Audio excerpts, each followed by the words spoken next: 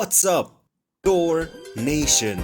It's a fellow Thor player here, giving you the best way to dominate as Thor in the new Marvel Vampires mode. There's an oversight from the devs that if you get certain items, you have infinite Thor Force. Yes, you heard me correctly, infinite Thor Force. This build literally turns your Thor into a machine gun.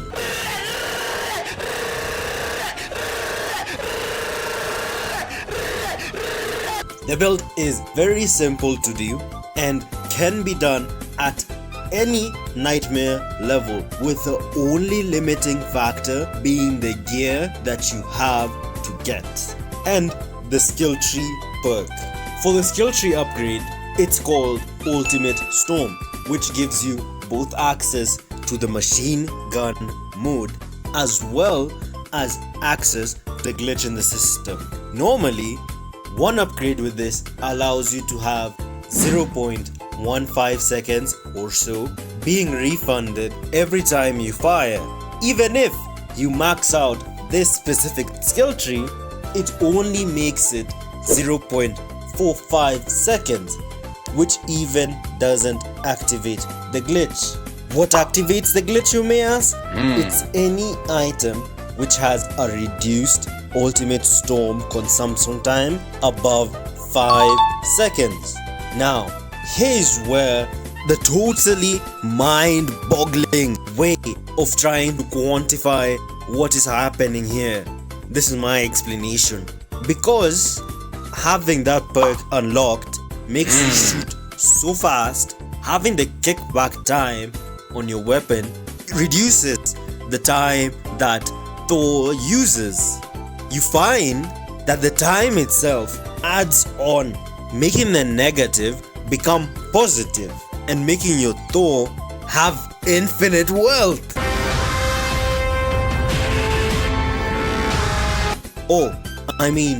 Infinite Thor Force.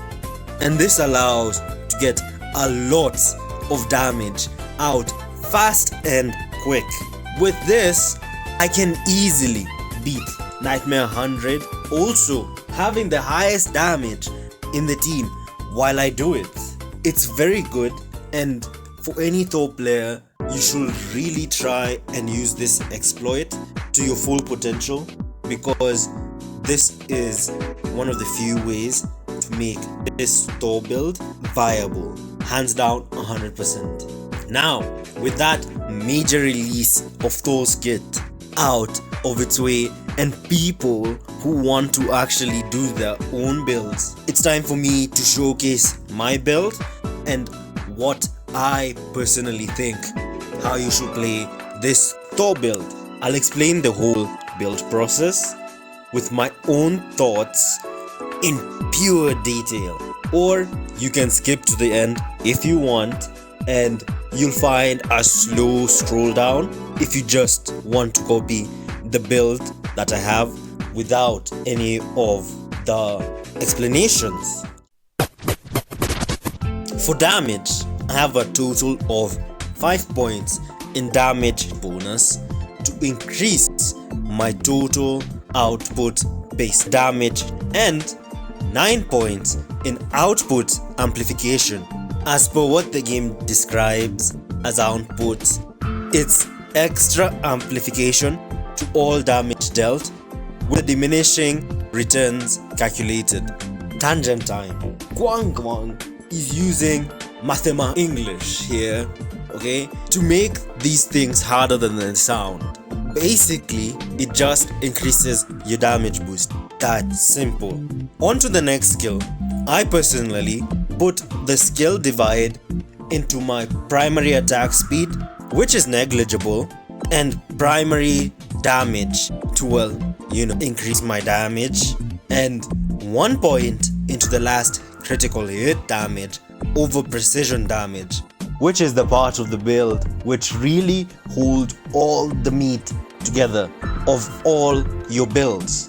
Personally, I put 5 points in critical damage and 5 points in critical hit rate. These make your damage numbers go ludicrously high because your critical damage can reach at least 4000%. This is the bread and butter of all the damage in your builds, and making your measly base damage of 10,000 or 30,000 shoot to the millions. Now, here's the thing. Now here's the other thing. It doesn't matter if you use either crit damage or precision damage. All that matters is the buffs your gear gives your skill tree. An example is my build here. I have a gear buffing my critical hit damage and critical damage more than I have buffing my precision damage. So I went with the critical damage route for my damage multiplier. You may be different. Your gear may have precision damage and precision rate. Thus, going for precision damage is easier for you. Precision damage may be higher, but you also have to look at precision rate, as the rate is naturally low and only has few ways to increase its multiplier. I personally think anything below 12 shouldn't be used. Again, this is a case-by-case basis, and you should look at min-maxing your builds and what gear you have in mind for a specific use case. Let's now talk about the defensive side of Marvel Rivals Bloodhunt. I have 1 point each in flat health. I think this trait is useless because it doesn't increase your health enough, and 9 points in percentage max health to increase the total HP my gear personally gives me, to very high crazy numbers. Now for the big divide between block rate, dodge rate and armor value. Let's get some things down. I haven't put any more points into dodge rate apart from the designated one, as it's very gimmicky and very luck dependent and shouldn't be relied on to tank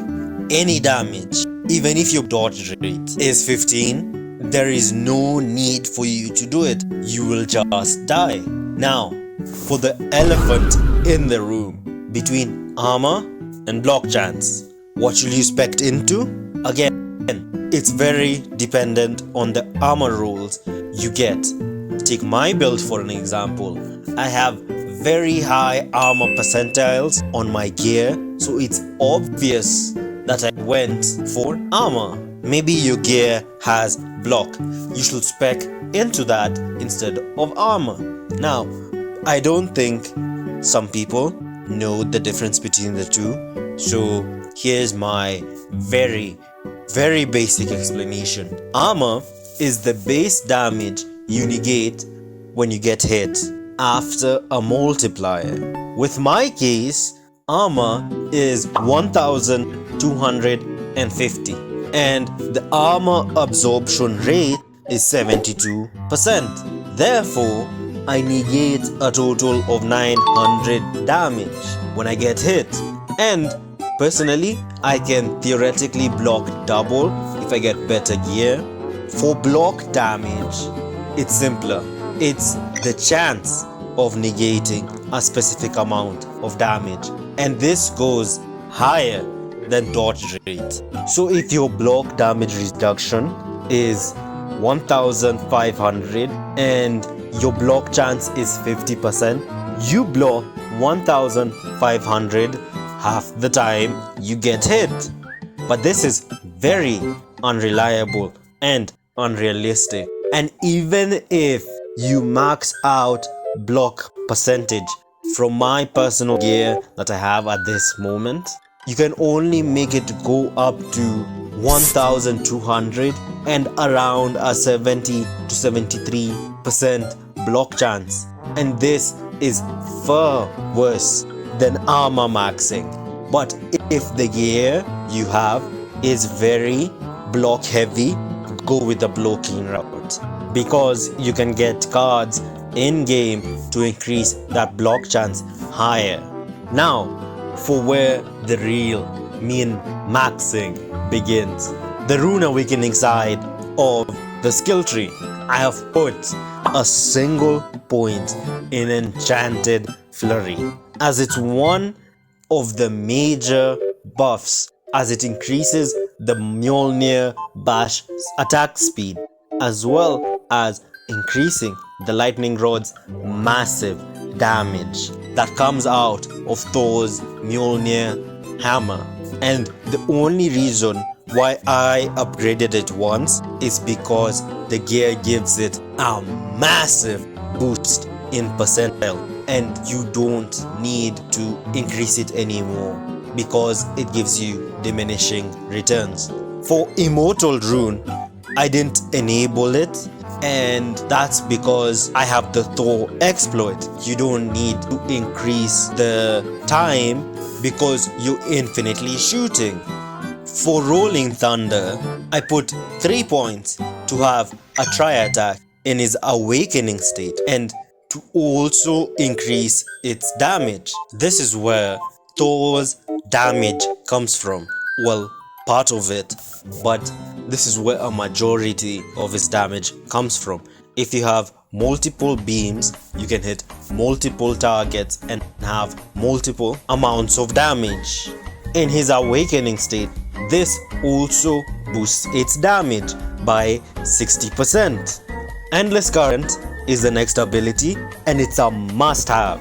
With this ability, you gain passive Thor damage, which enables Thor to activate his actual real damage, as the awakening rune shots that Mjolnir generates, passive ones, create these lightning fields. And because gear gives these items such crazy bonuses, up to 1500 attack increase and 500% speed increase. So if you have this enabled, you unlock the real Thor Odinson. You unlock the real way that a Thor can deal 50 million damage a second, 60 million, 70 million, just based on your gear. Again, your gear is very important if you want to have these crazy numbers, but this is a must-have. Your upgrade in this stat is crucial to unlock Thor's full potential. Lightning Domain is a trait that I've only spec'd into once, letting his gear do heavy lifting with its range increase, because personally you don't need to spec into a specific trait 3 times if the amount the gear gives is by far incrementally more than the trait can provide.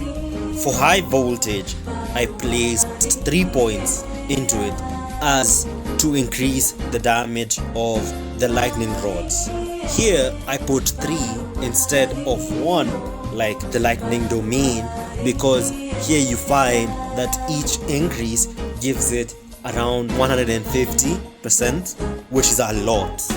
Thunder Havoc is a must to increase the size of your lightning rod as well as the shots you shoot by 30%. It's very needed to attack bosses from a far distance and making you ensure that you land a hit, as well as attacking a group of enemies easier. High Speed Shock only needs 1 upgrade, as just like Lightning Domain, the gear does heavy lifting with this piece of equipment as well. Ultimate Storm is the bread and butter of these exploits, and only 1 upgrade is needed in my case, as I have higher value numbers in my gear. But if your gear doesn't reach the threshold of the exploit proccing, what you can do is you can gradually increase this by 2 or 3 so that you can have infinite lightning rod and infinite Thor force. The final ability, Cloud Piercing Thunder, is a must, as it enables Thor to become a horde killer, enabling the lightning rod to go through enemies and deal damage to all of them in the radius of the lightning domain. I wish it worked with awakening shots, but you work with what you get. And Zhu Yong said no, so we listened to Zhu Yong and obey. Thank you all for watching this in-depth Thor guide. Write in the comments if I should do this for another hero. And remember, even if you are a D tier god of thunder in a game full of S tier normies, at least you have the most tank skins. Shoot. Does a Lord Icon do bonus damage?